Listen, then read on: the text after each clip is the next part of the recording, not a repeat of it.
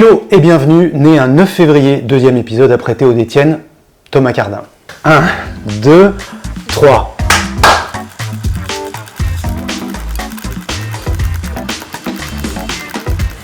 Salut Thomas. Salut Julien. On fait ça. Ouais, je sais pas, c'est toi qui invente. Hein. Ouais, moi je suis. Né un 9 février, on aurait pu créer une série, je fais 1m80 et 64 kg, où je suis parisien et nageur, mais on aurait eu moins de clients. Donc on te reçoit, tu nous reçois, on vient vérifier les travaux, puisque tu crées une pièce différente chaque fois qu'on se voit. Et surtout on vient puisque énorme actu, et notamment après ce week-end, on va parler de Thomas Cardin. Il y avait les France de Trail dimanche, hier, absolument ahurissant, sur tes terres du Ventoux, où tu n'y étais pas. Tu as gagné 4 fois le Ventoux. Tu viens de rafler il y a une dizaine de jours les 120 km du Chianti by UTMB en faisant, paraît-il, la course parfaite. Et tu es l'un de nos Français les plus titrés, peut-être juste le plus titré derrière Julien Rancon. Europe, France, France de montagne, Espoir, Senior, les grandes classiques, 4 Saint-Élion, non 3 Saint-Élion, 4 Ventoux, les Templiers, etc., etc. Mais pas très voyageur, le Thomas, ça va peut-être changer. Ça va changer, oui. J'ai fait beau, ça fait maintenant une petite dizaine d'années que je cours et voilà, ça fait. Je t'en avais déjà parlé il y a quelques temps, mais voilà, j'avais besoin d'un peu qu'un air nouveau se mette à souffler. Voilà, j'avais besoin de nouveaux projets et voilà, cette année 2026, c'est le début des nouveaux projets avec surtout la découverte un peu de l'ultra trail. Ah, championnat de France hier, rocambolesque. On va dire qu'on n'a pas du tout les résultats. Hein. On va faire une sorte de pari rétro-futuriste inversé. On prend les paris.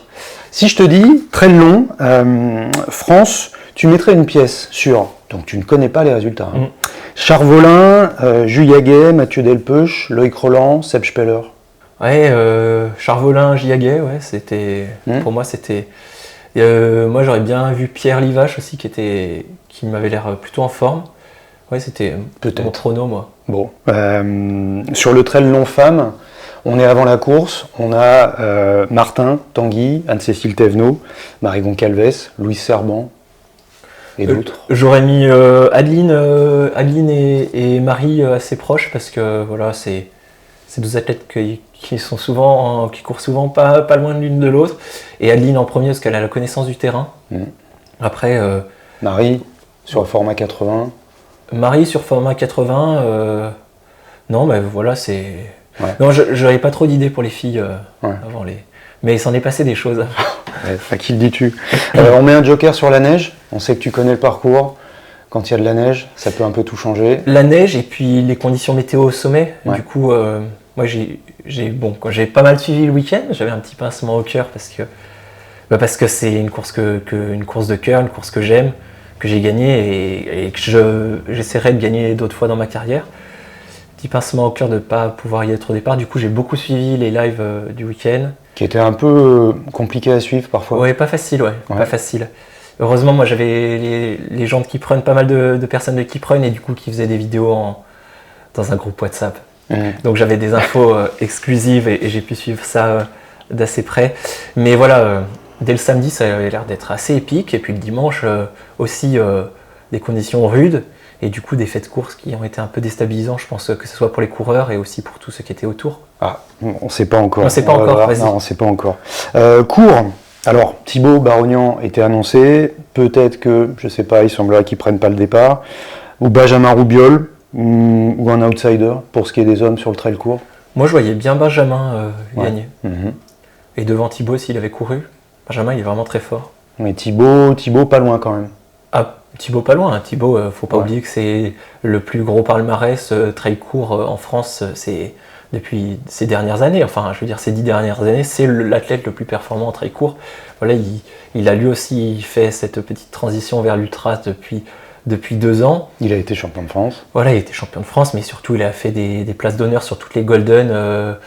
Depuis, voilà, il a fait les plus belles courses. Il a couru contre les mecs les plus forts. C'est le gars le plus expérimenté. C'est un vrai champion. Donc une pièce sur Thibaut. Côté femme, Jarousseau, une outsider. J'ai pas trop suivi le trail court femme. Cécile, je sais qu'elle, moi, je l'apprécie beaucoup, mais qu'elle a eu pas mal de petits pépins de santé, donc voilà. Bon, on met ça de côté, on y revient, on oublie. Exactement. Chianti. Quand on est le boss sur 80 km, courir 120 km pour la première fois, est-ce que la récup, on le sent passer et ça pique? Eh ben, très étonnamment, la récup n'a pas été si pire. En fait, je pense que même pendant la course, hein, c'était pas la course c'est pas parce que c'était plus long que c'était plus dur. Étonnamment, moi j'ai eu vraiment bien plus mal aux jambes après la course sur d'autres distances plus courtes parce que je pense que l'intensité est plus forte et du coup il y a beaucoup d'engagement. J'étais assez surpris que la récup se passe très rapidement au niveau musculaire. En revanche, je pense qu'au niveau neurologique et fatigue globale, ça va mettre plus de temps, mais ça c'est des fatigues qu'on peut moins mesurer parce qu'on les ressent pas au cours de la journée. Ouais, c'était. On termine pas, on démolit de la même manière ou...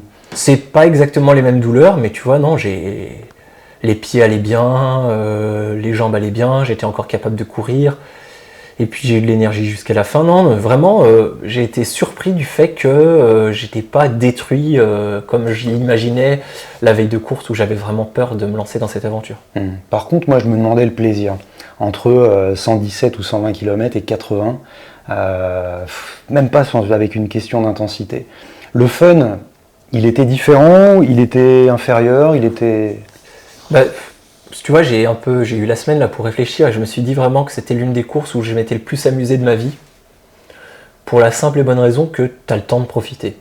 Et après, tu peux profiter d'une récup pendant une semaine où tu n'en fous littéralement pas une. Voilà. Et tu te goinfres. Et ça, j'aime bien. On a quand même eu 5 sachets de viennoiserie et 40 crêpes. Voilà. Non, mais en fait, on court vite pendant ce Chianti, pendant longtemps, et pendant 5-6 heures de course, et ben en fait, ça n'a pas vraiment commencé. Et du coup, c'est pas une sortie longue, mais c'est une sortie longue intensive avec en plus des concurrents. Mais c'était agréable parce que moi j'étais plutôt dans ma zone de confort et j'ai pu profiter, j'ai pu regarder le paysage, j'étais vraiment dans profiter du moment présent, l'effort en groupe, tout ça. Et tout en restant très concentré parce qu'on est sur une course et il y a le résultat que tu veux faire derrière qui est important. Et j'ai vraiment pris, le fun il était là. Et après ça a été dur. Ouais. Il y a eu du fun pendant presque 7-8 heures et après ça a été dur. Et dans le dur, ça je sais faire, j'ai fait depuis quelques années. La différence c'est que sur 40 km, le dur il arrive vite et il faut le tenir longtemps. Donc finalement c'était pas plus dur qu'un 40 bornes, un 60 bornes, 80 bornes, c'était juste différent. C'est fou ça, cette découverte. C'est super beau d'entendre ça. Tu te dis après tant d'années, on va y revenir, mais allez, 9 ans de haut niveau, tu découvres une course sur laquelle, alors c'est complètement ahurissant parce qu'on va revenir aux allures, tu nous dis, pendant 3-4 heures, j'ai pu regarder le paysage. Et là, moi j'ai l'image de Thomas qui court comme ça, dans les vignes. Tiens, les ifs sont droits, comme sur mon vase. Et voilà, et qu'après, on va se mettre dans le dur, on va se challenger, mais ça je sais faire. Tu as fait 5,04 de moyenne, les stats ont tout de suite impressionné les gens, et tout le monde a parlé de course parfaite. Dans la gestion, dans le départ, dans l'intensité lorsqu'il fallait en mettre. On a tous été impressionnés, mais au final, est-ce que toi tu as eu cette sensation de course parfaite, et est-ce que c'est un satisfait-site au final, c'est-à-dire très bien, c'est parfait, ou est-ce que tu en as tiré des ajustements à réaliser sur l'entraînement et les prochaines courses? C'était une découverte et il faut pas oublier que je découvre encore, je connais rien de l'ultra trail. J'ai juste fait une course. C'est petit. Voilà, j'ai juste fait une course. J'ai fait 3 mois d'entraînement et une course et il faut pas imaginer que je connais tout. J'ai encore vachement, je pense, à apprendre, énormément à apprendre. Et parce que souvent, en plus, on apprend plus de ses erreurs que de ses réussites. Il y a des choses qui ont fonctionné, très bien fonctionné, notamment tout ce qui était alimentation, hydratation. J'ai trouvé un truc qui fonctionne, mais ça fait déjà quelques mois que ça fonctionne. Et donc, Ça s'appelle le dopage. Ouais, voilà. Les petites piqûres. Non, mais j'ai trouvé l'équilibre parfait, avec la façon dont mon corps...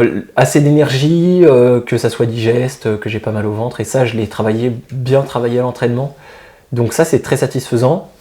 Le travail des allures, garder la tête froide, tout ça, c'est aussi satisfaisant. J'ai réussi à me contrôler, j'avais peur de ne pas être capable de me contrôler et d'aller très vite dès le départ et ensuite d'exploser en 1000 morceaux parce que j'avais fait un effort trop intense au début. Donc ça, je suis content. 2 choses très satisfaisantes. Tu sais gérer les départs.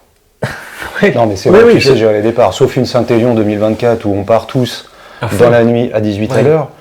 Ouais. Rappelle-toi les Templiers. Mais je m'emballe souvent quand même. Je m'emballe. En fait, je pense que tout le monde s'emballe sur les départs. C'est obligé. C'est l'adrénaline de la course. T'es excité comme pas possible. T'es en forme et tout. Et puis tout le monde montre un peu les muscles. Voilà. Là, c'était plus cool. Et tu sais que tu vas pas avoir un... Oui, en plus, c'est ça qui est fou. Tu sais que là, sur le Chianti, tu vas pas avoir un mur de 1500 mètres dénivelé à monter d'un coup. Donc, quelque part, la tentation de partir vite, elle pourrait être encore plus forte, plus marquée. Ouais, c'est parti vite quand même. Mais sur la course, là, au premier Evito, on avait déjà 2 minutes 30 d'avance sur les temps de Jim, Kylian et Vincent l'année dernière. Incroyable. Au deuxième, on avait 5 minutes. Donc là, bon, quand tu commences à discuter, on discutait beaucoup avec Vincent, on disait, on est trop rapide. C'est pas possible. Et on va exploser un moment. Du coup, voilà, tout le monde était au courant dans le groupe de tête, mais bon, à la fin, c'est le jeu aussi de prendre des risques. Voilà, donc il y a eu des trucs qui ont bien fonctionné, il y a eu des trucs qui ont moins bien fonctionné. Moi, personnellement, c'était ma préparation qui a été un peu tronquée. Je me suis fait une entorse de cheville 7 semaines avant l'événement, grave, avec du coup 10 jours sans courir, même un peu plus. Voilà, c'était vraiment une entorse grave. Et du coup, toute la fin de prépa, j'ai pas pu vraiment faire de descente rapide. J'avais peur de me faire à nouveau mal. Résultat, musculairement, j'étais un petit peu juste en descente. Et c'est des choses dans lesquelles je vais devoir travailler un peu plus. Voilà, et puis il va y avoir plein de trucs à apprendre pour la suite, quoi. Et c'est cette démarche-là aussi qui me fait un peu rêver, c'est que voilà, il va y avoir du boulot, et aussi intellectuellement du boulot, pour essayer de comprendre et apprendre et essayer de performer. Ouais, on a vraiment là, avril, mai, juin, on a 3 mois nouveaux, avec une vraie sensation de nouveauté qui s'ouvre dans ta carrière. Je reviens sur Vincent, donc c'est Vincent Bouillard dont tu parles. Est-ce que, étant donné la perf qui avait été livrée l'année dernière avec Kylian, Jim et Vincent dans le désordre, ça représente quelque chose où ça a une saveur différente de gagner sur une course? Peut-être que Vincent n'était pas à son meilleur, ou peut-être que c'est comme ça, ou toi qui étais plus fort, mais que Vincent termine derrière toi. Vincent, vainqueur de l'UTMB. Moi, perso, ça me fait rien. Vous êtes coéquipier en équipe de France. Voilà, en fait, Vincent, c'est une personne que j'apprécie beaucoup. C'est pas ce qu'il nous a dit de toi. Voilà, mais bon, chacun sa vision des choses. Non, mais c'est quelqu'un que j'apprécie beaucoup. C'est quelqu'un qui a des bonnes valeurs, que ce soit dans le sport ou dans la vie.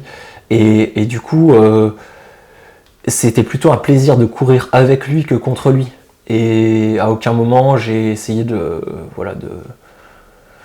l'attaquer. En fait, cette course-là, moi, je l'ai vécue d'abord contre moi-même avant que ce soit contre les autres. Et le résultat, j'aurais fait la même course en étant 3, 4, 10e, avec les mêmes sensations. J'aurais été aussi fier de moi à la fin et aussi heureux. Et le résultat, par rapport aux autres, finalement, il comptait peu samedi dernier. Enfin, samedi, il y a 10 jours. C'était plus ce que j'ai ressenti, les sensations et tout ça qui était important pour moi. Et je me suis concentré là-dessus plus que sur un résultat, un temps et les personnes que j'ai, entre guillemets, battues, mais qui peut-être demain me rebattront. C'est le jeu aussi du sport.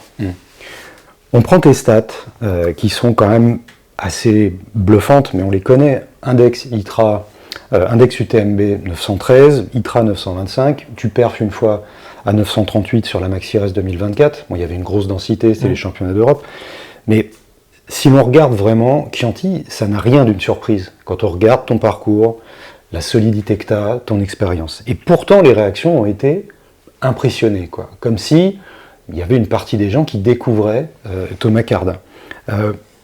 Comment tu vis le fait qu'il faille une grosse perf sur une course beaucoup plus exposée pour que ton niveau, quelque part, soit éventuellement davantage reconnu, sans parler de ta supériorité fédérale et de tes titres en Europe, en France, etc. Je pense que c'est pas mon niveau qui est reconnu, c'est juste c'est l'aura de l'ultra trail en fait. C'est juste que l'ultra trail, étonnamment, mais c'est ce qui a le plus de visibilité aujourd'hui dans le monde d'aujourd'hui, dans le monde du trail. Les ultra-trailers sont plus connus que toutes les autres distances. Les connaisseurs, ceux qui suivent de très proche le monde du trail, connaissent tous les meilleurs coureurs en montagne, les meilleurs performeurs sur skyrunning, etc. Mais le truc que le grand public connaît, ou qui a une visibilité au-delà du petit monde très restreint du trail running, c'est l'ultra. Et du coup, en fait, c'est juste que j'avais jamais couru de ces distances-là. Et donc je bénéficie juste de la visibilité de l'ultra sur des performances qui, à mon sens, sont pas mieux qu'il y a un an sur d'autres courses ou pas. Je me suis pas amélioré comme ça d'un coup. Je faisais déjà des performances de ce niveau-là, sauf sur d'autres distances. Et c'est juste que je bénéficie de la visibilité de la distance un peu supérieure. D'une exposition médiatique, quoi. C'est ça. C'est fou parce qu'on parle d'olympisation plus tard du trail, mais j'ai l'impression qu'aujourd'hui, peut-être que le seul format qui pourrait parler médiatiquement, ce serait de l'ultra, quoi. Le héros moderne, comme on parlait, comme on évoquait avec Théo Détienne, c'est l'ultra trailer, quoi. Ouais, le héros moderne, c'est l'ultra trailer, et pourtant, c'est pas une course passionnante à regarder visuellement, parce qu'en fait, c'est très long, et les formats 40 et tout ça, c'est sportivement déjà beaucoup plus intéressant parce que le niveau est, à mon avis, plus haut. Je veux dire, les athlètes sont très proches les uns des autres. Il y a une densité extrême, et puis le niveau physique d'engagement est vraiment important. C'est quelque chose. Ouais, moi personnellement c'est mon ressenti. Ça se trouve d'autres personnes ont d'autres ressentis, mais on peut en discuter si vous voulez, venez boire un café. Et le café est prêt en plus. Voilà. Mais du coup je pense que l'ultra c'est le héros moderne, c'est la visibilité aujourd'hui, mais voilà, pour moi en termes de performance, on peut pas dire que Fred Tranchant qui a jamais fait d'ultra soit pas l'un des athlètes les plus forts au monde, tu vois. On peut pas le dire. Premier français coté en plus sur l'ITRA. Ouais, voilà, champion du monde, à 37 ans, il a une... Tu vois, il y a des gars comme ça qui ont passé leur vie à faire du trail court et qui n'ont pas la visibilité parce qu'en fait, c'est juste... Il n'y a pas de visibilité actuellement grand public sur les trails courts et les courtes distances. Je reviens quand même à la notion de valeur de la performance. Des gens comme des grands athlètes et des grands compétiteurs comme Thibaut Garivier, que tu connais pour cette victoire sur le Trail du Ventoux, où il fallait rien lâcher, on l'a fini main dans la main ou au sprint. On connaît la devise de Thibaut. Non, c'est une compétition, c'est jusqu'au bout, il n'y a pas de sprint, il n'y a pas de main dans la main, qui se respecte totalement. Ou d'un Julien Chaurier, qui disent qu'une compétition... On se mesure au meilleur pour évaluer son niveau, on est tous sur la ligne de départ. Est-ce que ce Chianti UTMB aurait eu une saveur différente ou plus de saveur avec Kylian, Vincent, Jim, comme l'année dernière? Et toi? Oui, ça aurait pu peut-être moi me permettre de plus jauger à combien, où j'en étais par rapport aux meilleurs mondiaux, mais après ça va très vite arriver, cette confrontation, parce que à la Western dans 3 mois... il faut pas dire. Non mais à la Western dans 3 mois, je vais être confronté aux meilleurs mondiaux sur cette distance-là, sur cette course-là. Il y aura Kylian, peut-être Jim, je sais pas, parce que je suis pas sûr qu'il soit qualifié. Il négocie en tout cas. Oui, il négocie. Bon, et puis tous ces Américains qui connaissent la course par cœur et qui font l'histoire de cette course, il va falloir que je me mesure à eux, mais ça me fait pas peur. J'ai juste hâte de voir ce que je suis capable de donner et puis de continuer ce petit chemin vers l'ultra trail qui débute très rapidement parce que j'avais pas particulièrement prévu de gagner Chianti cette année. C'était une première prise de repère, quoi. Breaking news, on a les résultats des France. Bon, c'est pas vraiment les paris que tu avais fait. Trail long. Qu'est-ce que tu penses du trail long et grosso modo le fait de course? Raconte-nous ce qui s'est passé sur ces France de trail. Et si j'ai bien compris, j'étais devant le live l'équipe qui était pas facile à suivre parce qu'il fallait se connecter, patati patata. Bon voilà. Il y avait Nick Rome qui faisait aussi un classement et des fois le classement c'était quand même le plus fiable. Et apparemment le groupe de tête s'est perdu. En fait, c'est pas tant perdu que ça finalement. Ils ont loupé ils avaient une trace GPX dans la montre qui avait été donnée la veille par leur gars, qu'ils ont suivi. Et en fait, finalement, le parcours a été changé au dernier moment. Donc eux, ils ont suivi la trace. Et en plus, malheureusement, sur la trace qu'ils avaient dans la montre, il y avait encore le balisage de la veille, qui n'avait pas été débalisé. Et donc, à aucun moment, je pense qu'ils se sont inquiétés. Et ils ont fait une boucle de 5 km de plus que prévu. Ce qui fait que les 6 premiers, que je dirais c'était à plus de la mi-course, se sont perdus, se sont rajoutés 5 km, 25 minutes derrière. 5 km? Oui, apparemment 4 à 5 km, si j'ai bien compris. J'avais lu 8. Non, c'est pas 8, je crois. 8, les classements n'auraient pas été aussi, je pense. Et du coup, ces 5-là, ces 6-là qui, à la mi-course, auraient pu potentiellement... je pense que le vainqueur potentiel aurait été dans ces 6-là. Ça aurait été étonnant que tout se pète. Et il y en aurait eu au moins un qui aurait réussi à faire... ils étaient tous en lice pour le podium. Et aussi pour la sélection équipe de France. Championnat d'Europe, 6 juin, Slovénie. Et ils ont fait cette boucle. C'est un fait de course qui est triste parce que sur un championnat, ça montre, du coup, le résultat, il est... Alors, bravo à tous ceux qui ont réussi. Bravo à Adrien Séguret qui maintenant va avoir une sélection à préparer. Non, je suis très content pour Flo, qui que je connais aussi. Je suis hyper content pour tous les athlètes. Xavier qui a fait 2e, tu vois. Xavier Bartoli. Voilà, c'est quelqu'un qui est plein de talent aussi. Et, voilà, je suis hyper content pour eux, mais c'est vrai que malheureusement, au niveau sportif, c'est dommage, il y a un petit regret, quoi. Tout le monde n'a pas pu s'exprimer de la bonne façon. Et certes, se repérer en course, c'est une des capacités qu'on doit avoir quand on est trailer de haut niveau, mais là, ils n'ont vraiment pas été aidés. Et voilà, c'est dommage. Heureusement que pour les filles, il n'y a pas eu ce problème-là. Et heureusement qu'il y a eu un combat plus loyal, entre guillemets, chez les filles, et que chacun a pu s'exprimer à son plein niveau. Et le classement final, il est indiscutable chez les filles, là où chez les mecs, c'est dommage, quoi.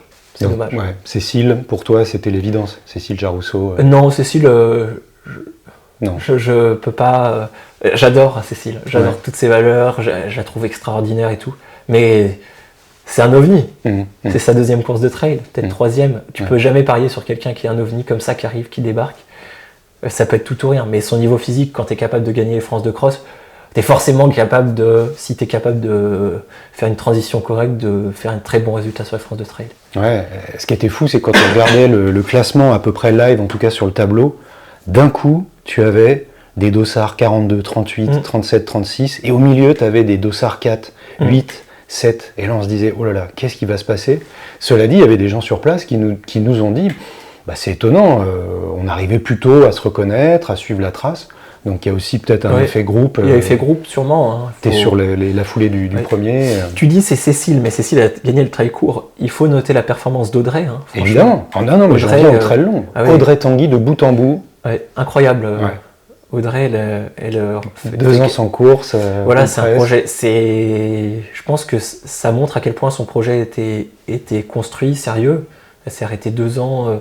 Elle a très peu couru pendant 2 ans parce qu'elle a accueilli un enfant. C'était aussi son projet de famille, c'est incroyable. Et là, elle arrive à recourir au meilleur niveau. Enfin, il faudra que je l'appelle pour lui. Ouais, en plus, c'est quelqu'un qu'on adore. Voilà, c'est une voisine, tu vois. Elle est juste à côté. Il faudra lui dire, il faut que je lui dise en vrai, parce que... Je crois qu'elle a changé de vallée. Elle était du côté du Revard. Je sais pas exactement où elle était vers Plainpalais. Elle avait des projets de déménagement il y a 1 an, donc je sais pas exactement où elle est, mais bon. Voilà, c'est incroyable pour elle, et puis elle va retrouver le maillot de l'équipe de France. Ouais, fou. Ouais. Et elle va pouvoir recommencer ses projets. C'est une athlète complète, elle a déjà gagné tellement de courses, tellement fait de perfs, que comme ça, revenir 2 ans après son projet de maternité, c'est très très bien. Et puis c'est exemplaire pour toutes les femmes qui ont envie de vivre aussi le projet d'être mère et le projet d'être sportive. En fait, c'est compatible. Il faut juste prendre le temps. Et finalement, prendre le temps, c'est peut-être la clé du succès pour tout le monde. Mais je pense que ça signifie aussi l'évolution qui s'est passée dans la carrière de d'Audrey. Sur 2 ans, elle va peut-être sans doute revenir encore plus forte parce que bonjour la solidité. Et c'est aussi un message pour toutes les femmes qui font du sport jusqu'à, je sais pas, Audrey nous disait, et on l'embrasse et on la félicite encore, elle fait partie des messages qu'on doit envoyer cet après-midi en disant bravo. Moi, je voudrais féliciter aussi Marie Calves. Je trouve qu'elle a fait une course. Et j'ai moins suivi après la course des filles parce que j'étais tellement omnubilé par ce fait de course là que après j'arrivais plus à me remettre dedans pour suivre les filles. En plus Audrey était bien devant, mais c'est vrai que c'est un message pour les femmes qui font du sport jusqu'à, je dirais, 3 jours avant le terme, parce que je crois qu'Audrey courait alors il faut faire très attention. Je pense que chacun est différent, que ça soit dans le sport ou dans comment on se comporte quand on est enceinte. Voilà, chacun est différent, il ne faut pas faire... Il n'y a pas un modèle à copier. Il n'y a pas un modèle à copier. Le changement, Thomas, c'est maintenant. L'année dernière, très belle année, moi j'avais vu un Thomas différent déjà. Tu étais sorti roi de 2024, quelle saison. Le Ventoux, le championnat d'Europe, le cross du Mont Blanc, les Templiers, la Saint-Élion bis, après 2023, royal. Ventoux, Grand Raid du Ventoux, donc Trail du Ventoux, Grand Raid du Ventoux, 6e à Zegama, 3e du Marathon du Mont Blanc. Et puis il y a cet automne un peu frustrant avec la Saint-Express où tu as rongé ton frein, mais rongé ton frein quoi. Mais du coup cet automne sage expliquerait-il cette solidité sur Chianti à ton avis? Tu aurais fait une bêtise en janvier, février ou même en décembre? L'automne sage, il a été contraint. Hein. J'ai subi une blessure, j'avais une aponevrosite plantaire vraiment très douloureuse qui m'a obligé de mettre le clignotant au championnat du monde, on en avait déjà parlé. Ça a été dur physiquement, ça a été dur mentalement, mais ça a été aussi une sorte de déclencheur, un moment charnière où je me suis posé des questions, qu'est-ce que je veux vraiment faire, pourquoi je fais vraiment du sport, et ça m'a conduit à dire j'ai envie de faire mon sport d'une façon un peu différente, j'ai envie de découvrir les choses, d'où ce virage.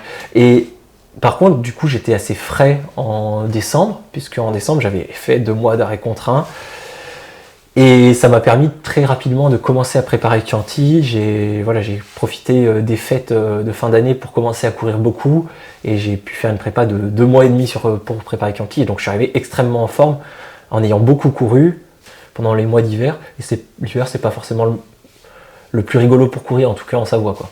Et tu l'avais décidé quand, ce Chianti? Ça fait longtemps, hein. Chianti, je l'ai décidé dès mon abandon des championnats du monde. J'ai dit, c'est quelque chose dont j'avais déjà parlé avec mon épouse et mon coach, mais voilà, j'ai dit publiquement que je voulais faire le projet d'aller à la Western sur ces 2 prochaines années, et du coup ça passait par Chianti.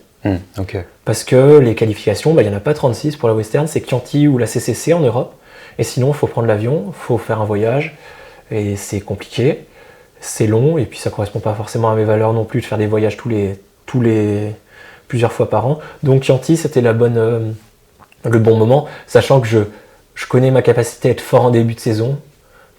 J'ai souvent gagné le Ventoux. Je sais que dès mars, je peux être très performant, et donc voilà, en sachant que c'est une période où je suis souvent performant, c'était facile pour moi de me dire allez, je me lance là-dedans. Et puis aussi le terrain correspondait aussi à mes qualités. C'est un 120 km sur 5000 mètres de dénivelé. C'est pas si roulant que ça. J'ai découvert une course très intéressante avec pas mal de technicité. Mais ça court quoi. Et j'aime courir. Ouais, mais cette course est hyper intéressante pour ça. Golden Ticket pour la Western, un parcours pas trop compliqué, une course encore jeune. C'est vraiment la porte d'entrée. Ils ont tout compris pour faire venir des gens. En revanche, quel changement, j'y reviens encore sur ces 3 mois. Tu es un athlète en effet performant vers mars, avril, mai, allez, juin. Par contre, plutôt octobre-décembre, tu n'es pas un athlète estival. J'en viens à ma question. 6 juin, champion d'Europe à Klamnik. Tu ne la considères pas comme une course de déblocage intéressante ou tu vas quand même y faire un petit tour? Je pense que j'irai pas au championnat d'Europe. Enfin, en tout cas, je suis pas allé au championnat de France. J'ai pas joué le jeu de l'équipe de France. Après, si on m'appelle, je sais pas ce que je ferai. Mais imaginons que la sélection que Adrien Séguret fait, qu'il y a une liste secrète, qui tienne compte de tes résultats hors championnat de France. Non, mais c'était déjà prévu. Hein. Adrien, il a une wildcard. Il a le droit d'appeler un athlète sur ses, je sais pas comment sur potentiel ou je sais pas quoi. Et ça fait depuis que j'ai annoncé que je faisais pas les championnats de France qu'il m'a dit Tom, peut-être qu'on t'appellera. Mais voilà, moi c'était un peut-être, et en faisant le choix de participer à Chianti et en ayant le projet de faire Western puis CCC, les championnats d'Europe ne sont pas dans mon calendrier comme un objectif principal cette année. Et je l'ai dit au staff équipe de France, et j'ai été honnête avec eux. En revanche, si on m'appelle, je ferai déjà il faut que je choisisse. Est-ce que c'est compatible? Et si je dis que c'est compatible, je ferai les choses de la meilleure des façons, de façon très sérieuse. Mais alors, ne parlons pas là avec des si, on va se concentrer sur une chose, c'est j'ai un golden ticket, maintenant il faut que je sois prêt à courir 160 bornes dans 3 mois, et là ça va être chaud. Qu'est-ce que ça change justement, concrètement pour toi, dans l'ambition et dans la préparation, cette Western? C'est qu'un rêve éveillé, ou c'est, ok, là maintenant, c'est une confirmation qui n'arrive quand même que fin mars, donc là on a 3 mois, il faut s'employer, c'est timé, mais faut pas perdre de temps non plus, quoi. En fait, ça va être un peu étonnant, mais je vais à la Western cette année, mais j'ai pas prévu de faire une immense course. J'ai prévu de faire un top 10. Et même si au cours de la course, je suis amené à jouer quelque chose de mieux, je suis pas sûr que je me battrai pour faire mieux. Mon idée, c'est que je suis quasiment sûr que j'ai aucune chance cette année de gagner la Western. Mais c'est une course que j'aimerais gagner. Et du coup, c'est un plan en 2 parties. Cette année, j'y vais, je vois, j'apprends, et j'essaye de me requalifier pour l'année prochaine. Et comment on se requalifie pour l'année prochaine? Il faut faire top 10. Et je pense qu'en termes d'ambition, de stratégie de course, etc., c'est extrêmement différent de se dire je vais sur cette course pour gagner ou faire podium, et je vais sur cette course pour faire top 10. Donc cette année c'est top 10, donc ça veut dire que j'y vais avec moins d'enjeux sportifs, plus d'enjeux plutôt physiologiques, physiques, etc. Essayer d'être capable de réussir cette première expérience d'ultra, réussir cette course, apprendre, faire des essais, des erreurs, etc. Et en 2027, essayer de retourner en disant là, je tape du poing sur la table, je suis là, j'ai l'expérience et j'ai envie de gagner. J'ai envie de gagner cette course western, mais je pense que c'est pas 2026 où je peux la gagner. Et il faut être honnête avec soi, il faut être raisonnable. Je serai plus performant en 2027. J'aurai de l'expérience, Donc cette année, c'est un coup pour voir, tu vois. On se laisse pour pas du beurre, quoi. Ouais, pour du beurre, pour de la fausse. Mais on se laisse pas griser, quoi. Voilà, on se laisse pas griser, on va y aller de façon sérieuse, très préparée et tout, mais l'objectif c'est avoir un ticket pour l'année prochaine, donc faire top 10, donc faire une course dans, tu vois, tête froide dans la chaleur. Dans la chaleur. Et pas se laisser embarquer par la folle course avec tous ces grands noms de l'ultra trail, ces Américains qui partent mais pleine balle et qui explosent pour la moitié. Ouais, qui mourraient. Alors certes, ça va être moins fantastique, ça va moins être, ça va pas être la grande aventure de Thomas Cardin aux États-Unis, mais la grande aventure, je la veux pour 2027. Et je vais avoir la patience. J'espère avoir la patience d'attendre jusqu'à 2027 pour faire le coup d'éclat, tu vois. Aucun doute sur ta capacité à être finisher dans le dur, sur un 100 miles dans la chaleur et sur des troubles gastriques. T'as déjà vérifié? Non, mais j'ai des doutes sur tout là. Hein. Tu sais, quand tu connais rien, Formidable. C'est ce que je disais à la fin du 120, c'est que ça s'est super bien passé, mais j'ai hyper peur de la suite. Ah oui, ça fait 40 km de moins qu'une western. Et des conditions climatiques qui n'ont rien à voir. Quoi. Samedi soir, en me couchant après la course, je balisais déjà de ouf sur la suite. Je me disais, non mais là Tom, tu t'es embarqué dans un truc. Déjà hier, c'était un truc incroyable. Tu as fait 120 bornes, c'est une distance qu'on parcourt en voiture d'habitude, tu l'as fait à pied. Et là, tu vas faire 160. Alors j'ai pas de doute, je sais que j'en suis capable. Maintenant, il y a tellement de trucs à travailler pour être bon que voilà, ça fait peur. Donc faut s'entourer des bonnes personnes, faut ficeler le projet, faut avoir du bon matériel, il y a plein de trucs à mettre en place et c'est ça aussi l'aventure, quoi. Digestivement, tu me sembles pas être trop sensible, t'as jamais eu de gros tracas. La chaleur, tu l'appréhendes comment ? La chaleur, c'est ce qui me fait peut-être le plus peur. Moi, je ne suis pas un coureur de très chaud. J'ai toujours été performant dans le froid et toujours un peu moins performant dans le chaud. Mais aujourd'hui, il y a des gens qui travaillent, il y a des scientifiques qui sont experts pour te faire des protocoles chaleur. Donc aujourd'hui, il faut que je trouve la bonne personne pour m'entourer, pour m'expliquer, mettre en place un protocole d'adaptation à la chaleur en amont de la course. Et puis ensuite, feu. Hein. Il y a un moment, il faut faire confiance à la science aussi et au fait que si tu fais les choses correctement, ça devrait réussir. Et puis après, apprendre. Kylian revient, Jim incertain, mais on le pressent et on l'espère, surtout que s'il a senti le duel avec Kylian, Jeff Mogavero, Seth Rolling, Hans Troyer et Vincent Bouillard. Les Frenchies, les frères Pétard. Il y a un imaginaire comme ça, tu visualises des choses, ça t'évoque quelque chose, cette western et ces noms-là? Tu vois des images, tu les vois passer. Moi, je revois toutes les images que je connais de la western, tous les films américains, là, tu vois bien, il y en a eu un paquet des films sur la western, ces gars qui courent vite, torse nu. Tu auras un maillot troué? Je sais pas, il faudra demander à qui prenne. Ils sont en train de préparer des trucs, mais je sais pas si le maillot sera troué. Ouais, au niveau des tétons, surtout. Surtout des tétons et du nombril. Non, mais voilà, il va y avoir il y a tout l'imaginaire de la course américaine. Tu sais, torse nu, bidon à la main, tout petit carton sur le... Et le bandana rempli de glace, tu vois, tout ça, ça fait rêver. Ouais. Mais voilà, moi je compte sur Vincent surtout pour m'aider par rapport à la langue. Comme je parle américain, anglais comme une vache espagnole.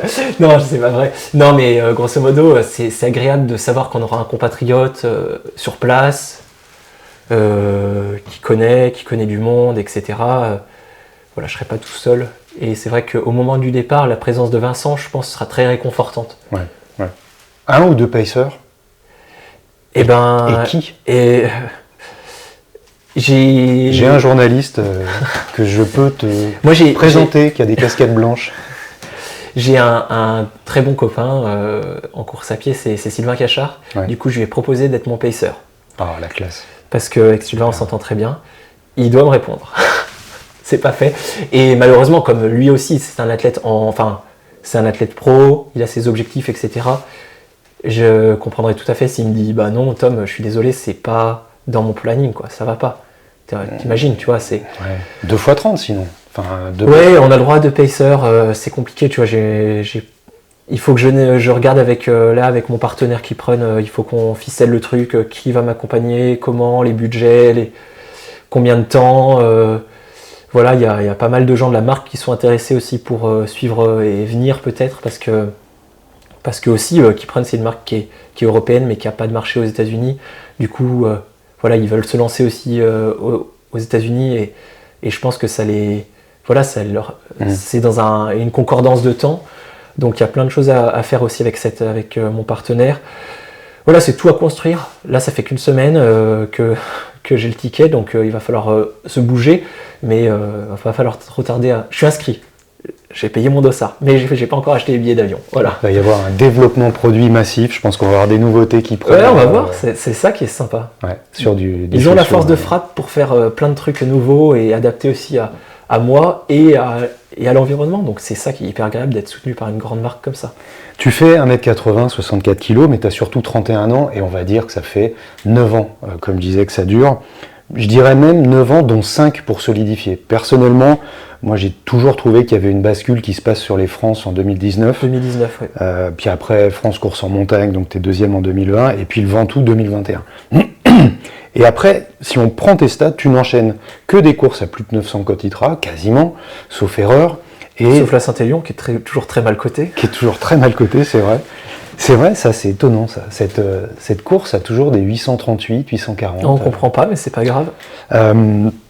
Ludo Pomeray, certains Ludo Pomeray, si on prend les cotes aussi, c'est rigolo, sur l'ITRA, Frédéric Tranchant, Benjamin Roubiol, Ludo Pomeray, Louison Coiffet, Sylvain Cachard, Thomas Cardin, 26e mondial.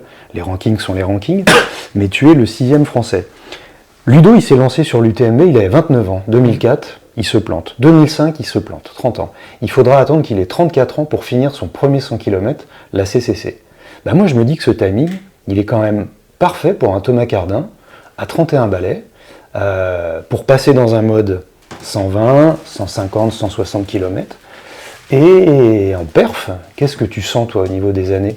Est-ce que tu as un moment, tu le fais pour accéder à une course mythique, un format mythique, mais que tu sens, au fond de toi, que ça ne sera jamais ton format préféré, ou est-ce que, si on prend les statistiques et les mathématiques et la génétique, tout est vraiment parfait au niveau du chronobiologique, là, par rapport à tes confrères? Moi, je me sens en forme, et même sur 40, je continue à progresser ces dernières années. Ouais. Enfin, j'ai toujours progressé. Donc là, on va juste faire de la progression sur un truc un peu différent. Et puis du coup je vais sûrement, comme c'est une découverte et tout nouveau, je vais aussi sûrement monter en aisance sur ces formats là par l'expérience. Le format western, à part la chaleur, je pense que ça sera peut-être un des trucs qui me conviendrait le mieux, tu vois, par rapport à ce que je ressens. Mais après j'aimerais bien faire l'UTMB dans 2-3 ans, courir l'UTMB et être performant sur cette course. De 1 parce qu'elle m'attire, c'est la maison.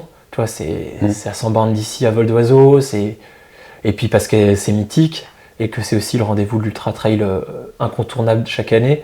Donc voilà, ça va être un des projets. Je suis pas certain d'être fait pour gagner un UTMB. Autant une western, j'ai peut-être plus les qualités physiques, etc., physiologiques pour ça. La vitesse, la foulée, la course, tout ça, c'est autant randonnée entre guillemets pendant 20 heures autour du Mont Blanc, en marchant, en bâton, tout ça, bah, j'ai jamais trop fait. Donc là aussi, c'est un grand inconnu, mais j'ai envie d'y aller. Et puis j'espère que ça va bien se passer, comme pour Ludo, comme pour plein qui ont fait la bascule avant moi. C'est aussi une découverte. Mais chaque projet en son temps. Il ne faut pas courir plusieurs chevaux, s'éparpiller. J'ai d'autres choses aussi dans ma vie, à côté de ma vie de coureur à pied. Du coup, t'as ta vie d'artisan déjà. Ma vie d'artisan et de père de famille. Homme au foyer. Non mais... Homme au foyer, tu vois. Parlons-en, ça voudrait dire que tu envisagerais de passer pro bientôt 100%. Arrêter l'éducation nationale, comment? C'est rigolo ce que tu dis, c'est que je pense pas que je vais décrire mon projet comme étant passé pro à 100%. Ouais. C'est plus, je vais, à la rentrée prochaine, en septembre, je vais arrêter de bosser en tant que professeur des écoles. Mais c'est pas passer pro à 100%. C'est juste enlever un bout de ma vie, parce que en ce moment, voilà, l'équilibre est dur à trouver dans notre vie de famille, surtout avec l'arrivée de notre deuxième enfant. Et ben on est à la limite, on est au rupteur depuis qu'il est né, parce qu'en fait 2 enfants, bah, c'est plus dur à gérer qu'un. Et puis quand on est 2 à bosser beaucoup, moi l'entraînement plus au boulot, mon épouse a beaucoup bossé, et puis il faut s'occuper des enfants, et ben c'est pas facile de trouver l'équilibre. Et du coup, voilà, je vais arrêter de bosser, mais plus pour avoir du temps, pour m'occuper de la famille, et aussi pour me reposer, plus que pour m'entraîner à 100% et être athlète. Je vais continuer à m'entraîner comme je fais actuellement. J'ai juste envie d'avoir du temps pour faire la sieste, quoi. Alors ça, c'est une annonce. Non, d'ailleurs, c'est ce qu'on va mettre en argument principal. Avoir du temps pour faire la sieste. En tête de journal. Il prend une disponibilité pour faire la sieste. Ah oui, en plus, tu te mets en dispo de la fonction publique. Ouais, c'est un montage compliqué. Ah, mais tu vas pas nous dire non, mais moi c'est terminé, je démissionne de la fonction publique. Non, j'ai pas démissionné, j'aime bien mon métier. Et puis c'est toujours intéressant d'avoir un backup. Tu vois, genre une porte de sortie au cas où tu te blesses vraiment grave, ou tu es dégoûté à vie de la course à pied. Et il faut trouver quelque chose, faut bien vivre, donc il faut bosser. Moi j'aime le métier de professeur des écoles, donc je vais essayer de pas le quitter. Et puis voilà. L'année prochaine, il va y avoir aussi un changement, donc ça veut dire que fin juin, tu auras déjà 120 km de Chianti et 100 miles dans les jambes. Ça nous laisserait juillet et août pour être, par exemple, en forme sur une OCC ou une CCC. Je suis inscrit à la CCC. Ah, alors je ne le savais pas, donc voilà. Ouais, je suis inscrit à la CCC, c'est mon deuxième objectif de l'année. J'avais 2 objectifs cette année, c'était Chianti et la CCC. Et la Western, c'est pour voir, comme je t'ai dit. Et du coup, voilà. Pas trop encore, on n'était pas trop mauvais. CCC et idéalement, la CCC me fait envie, de 1 parce qu'elle prépare à l'UTMB, et de 2 parce que voilà, c'est un format qui est plus courant que l'UTMB aussi. C'est 10 heures d'effort, j'ai vu que j'étais capable de tenir 10 heures d'effort, donc il va falloir bien bosser pour préparer cette CCC. Et puis fin d'année, Templier. Templier, c'est vraiment une course de cœur, et j'aimerais vraiment la regagner une deuxième fois. Donc ça va être orienté, mes saisons vont être orientées Templier, je pense jusqu'à la fin de ma carrière. Non, mais j'aimerais bien gagner une deuxième fois cette course. Et voilà, donc CCC, gros objectif, l'été va être studieux. J'espère que je vais assimiler assez rapidement le 100 miles que je vais faire en juin et être performant sur la CCC. J'espère qu'en fait ça va être formateur cette Western pour être capable de courir la CCC rapide et là, vraiment volonté de gagne, quoi. Ouais. C'est beau, c'est ambitieux. Non, mais c'est un autre format, c'est une autre clientèle. C'est Chamonix. C'est Chamonix, c'est une autre ambiance, c'est une autre perte d'énergie avant. C'est formidable, quoi. Templier, et puis après, on arrivera vers nos dernières questions. Templier, tu mets 6h38 sur 80 bornes,4. Speller faisait 6h36 sur 76 en 2017, il a fait 6h38 sur 78 km en 2018, c'est proche. Jim, vous avez fait 6h56 mais sur 82 km 3. Ma question c'était, est-ce que tu as le sentiment que tu as écrit ton histoire, ça y est, au Templier, ou que non, la saveur de cette course, elle changera selon le chrono ou selon le plateau, puisque quand tu l'avais gagné, tu gères bien, Théo part comme une balle, et à partir du 50-55e, tu le doubles et tu termines la course en tête. Je pense que la beauté de ces Templiers, c'est que chaque édition est vraiment différente, de par déjà le paysage, la beauté, de la météo là-bas sur les courses. À cette époque-là, c'est incroyable, quoi. Tout est beau, quoi. Et la course est très différente d'une année sur l'autre. Le plateau change beaucoup parce qu'en fait, au vu de l'endroit où elle est placée, malheureusement, elle tombe une année sur deux en même temps que les championnats du monde, dans un même laps de temps, à une semaine ou deux près. Ce qui fait que, par exemple, quand Jim gagne, c'était l'année où il y avait les championnats du monde en Thaïlande. Tu vois, malheureusement, le plateau du coup se divise un peu, comme ça, le plateau des élites, et il n'y a pas toujours beaucoup de monde au Templiers. Ouais, les mondiaux 2027, ça sera en plus début octobre à Cape Town. Voilà, 2 semaines avant. Ouais. Ça va être compliqué de faire les 2 courses. Il n'y a pas de jet lag à Cape Town. Oui, c'est vrai. Mais bon, si tu prends 80 bornes dans les pattes juste avant, c'est quand même plus compliqué. Et moi, j'y retourne pour faire mieux que ce que j'ai fait. Je pense que j'ai très bien réussi les Templiers, mais il y a eu un petit goût d'inachevé, lié au fait que comme j'ai été seul devant assez longtemps, avec pas mal de marge, j'ai pas été poussé dans mes retranchements. Et j'ai fait la dernière heure et demie de course. Alors c'était très inconfortable, c'était très dur et tout, mais sans être challengé. Tu vois ce que je veux dire ? C'est-à-dire que je poussais, mais il n'y avait personne derrière. Donc je pense que je suis capable d'améliorer mon temps sur les Templiers, et j'aimerais bien. Du coup, voilà, ça va être le plan. Essayer de les regagner parce que c'est vraiment une très belle course à gagner. Et essayer d'être meilleur que ce que j'ai été en 2024. Théo Detienne encore, Théo Détienne. Si Théo est le roi du divertissement, j'ai devant moi le roi du vlog, le king de la communication sur les réseaux, depuis février 2026, le roi de la vidéo, de matos obligatoire, de la sortie entraînement. On a adoré tes vidéos sur Insta, avec des commentaires que toujours on a envoyés en étant sympa. Toute la communauté d'ailleurs, les meilleurs trailers, ont dit comment Thomas fait des vlogs, Thomas fait des vidéos sur Insta. 2 questions là-dessus. T'existais beaucoup moins, voire, je ne vais pas dire pas du tout, mais sur le digital, c'était pas encore très développé. Qu'est-ce qui se passe ? Est-ce que c'est Keeprun qui à un moment te dit, bon Thomas, il faut optimiser la vague Chianti ou la préparer ? Ça a d'ailleurs été un super coup médiatique, parce que je pense que tu as pris plus de 1000 followers. Mais encore, on a les choses bien faites à la Thomas, d'ailleurs, c'est rigolo. Ça tombe pile avant, après et pendant Chianti. Est-ce que c'était une obligation ? Et surtout, quel rapport t'entretiens avec cette nécessité d'exister hors course sur des formats où il faut parler de soi, point barre, que ce soit pour faire la vaisselle ou pour courir ? Tu vas rigoler, mais en fait, pourquoi c'est nouveau ? Oui, en effet, j'avais jamais trop parlé à un téléphone pour que les gens sachent ce qui se passe dans ma vie. Je trouve ça un peu délicat de sortir son téléphone et de commencer à parler alors qu'il y a des gens qui te regardent et tout. Enfin, c'est un peu bizarre, je trouve. J'ai pas particulièrement envie de parler de ma vie autre que le sport au grand public parce que voilà, c'est mon intimité et puis voilà, mon intimité je la partage avec mes amis, mais j'ai pas forcément envie de la partager avec le monde entier. Donc ça, c'est ma sphère privée. Mais en fait, tu vas voir, c'est intimement lié au fait que j'ai changé de façon de m'entraîner. Avant, en l'entraînement, j'avais rarement le temps de sortir mon téléphone.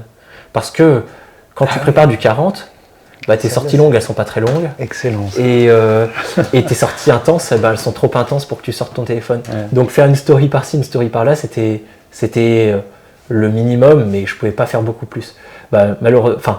Fort heureusement, quand tu fais une sortie de 6 heures, déjà t'es pas le couteau sous la gorge, t'es pas comme ça tout du long à plus pouvoir parler. Donc tu peux parler, sauf que tu es tout seul, que tu as 6 heures à faire, que tu t'amuses, mais que des fois tu t'ennuies un peu.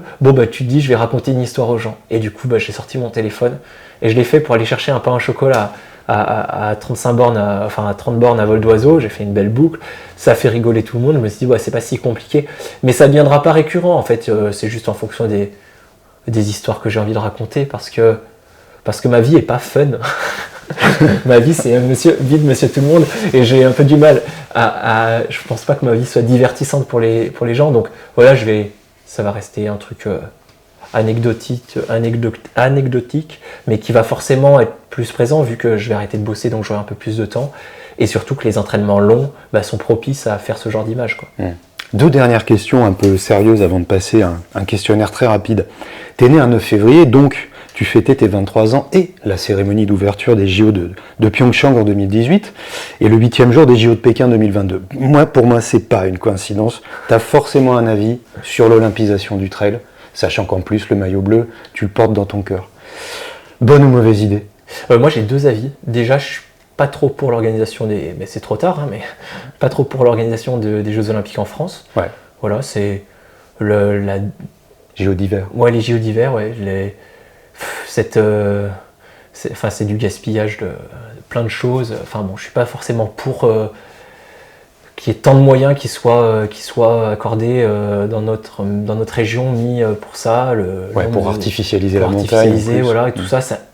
Je suis pas particulièrement pour, donc ça c'est plus global. Je suis pas non plus le point levé à faire des manifs, hein, mais je suis pas. Ah, t'as un tempérament en ce moment un peu militant sur les fermetures d'écoles. Thomas fait des tracts, c'est un moment perdu. Si vous voulez signer ma pétition. Couleur d'affiche. Et après, sur le trail en lui-même, je suis extrêmement partagé. C'est-à-dire que si un jour le trail rentre au JO et que je suis dans mes années de carrière, ça va être mon objectif principal. De 1, j'adore le maillot tricolore, c'est une vraie fierté de représenter la France.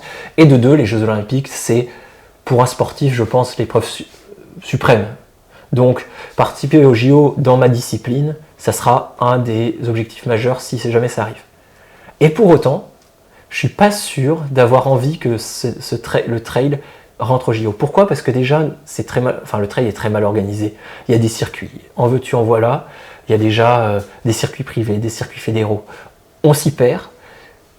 Rajouter encore un circuit en plus, c'est-à-dire le circuit olympique, finalement, je suis pas sûr que ça contribue à la visibilité de la discipline, à son organisation et à son développement correct.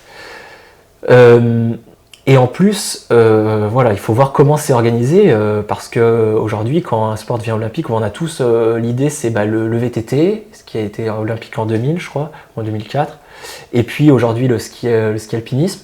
On a vu que rendre la discipline olympique faisait perdre son authenticité, la façon dont elle se fonctionnait actuellement, et du coup pour arriver sur un format de boucle assez...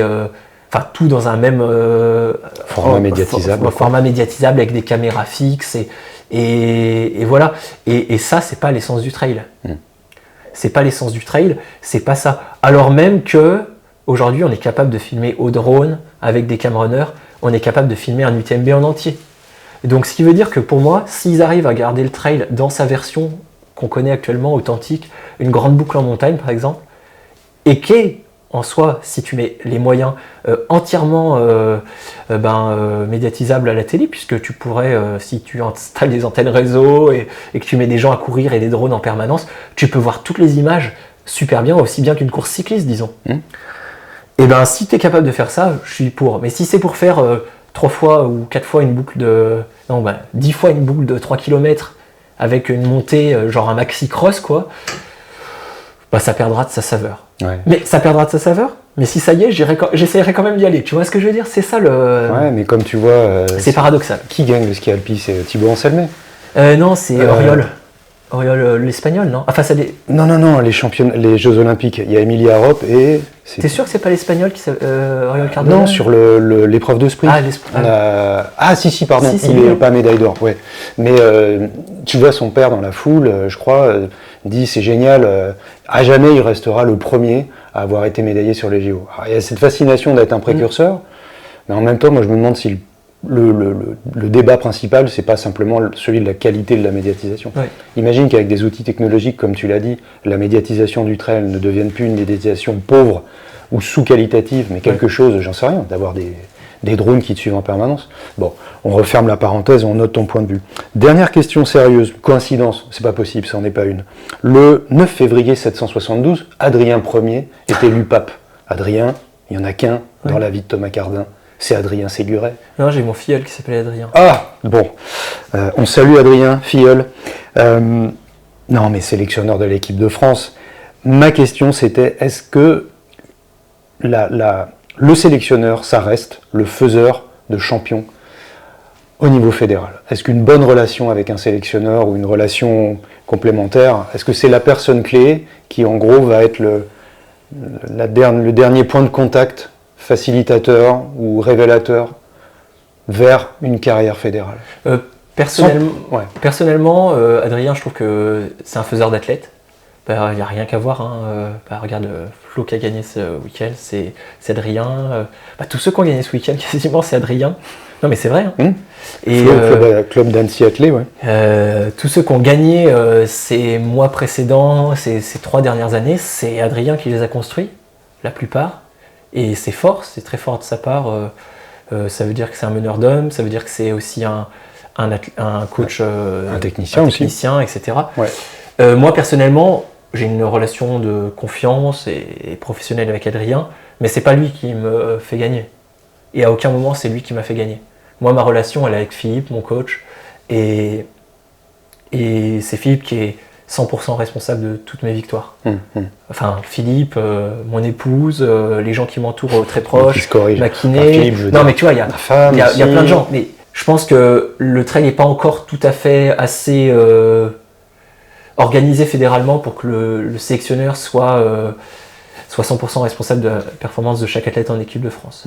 Mais voilà, il a quand même, faut lui reconnaître la réussite ces dernières années en tant que sélectionneur. Et dans la lignée de Philippe qui avait été juste avant, qui avait déjà réussi. C'était compliqué de reprendre le flambeau avec Philippe, après Philippe qui avait déjà fait qui a fait un nombre incroyable de médailles. 10 ans de palmarès. Voilà, 10 ans de palmarès incroyable. Et lui, il a repris. Et il a repris de la même façon, si ce n'est, c'est encore, avec la médiatisation, il a réussi à faire venir des athlètes, à découvrir des athlètes. C'est incroyable. Mais voilà. Après, c'est très important, le rôle de sélectionneur, mais il y a aussi, tu vois, aujourd'hui, le rôle de référent de spécialité. Tu vois, c'est Julien Rancon qui est actuellement... C'est le rôle que tu mets en tant que fédération à fédérer vraiment les athlètes de haut niveau en France pour faire un cadre d'équipe de France qui est un cadre de fraternel, d'équipe, alors qu'on a tous des équipementiers différents, et un cadre où tout le monde est frère d'armes, plus ou moins sous le même maillot, toujours sous le même maillot, pas forcément chaque année, mais en fait on est ensemble. Et ils ont très bien réussi à faire ça, ils sont dans une bonne démarche. En janvier, ils ont fait pour la première fois un regroupement d'une journée à Annecy. Ils ont invité tous les meilleurs trailers français à venir s'entraîner une journée ensemble dans le cadre de l'équipe de France.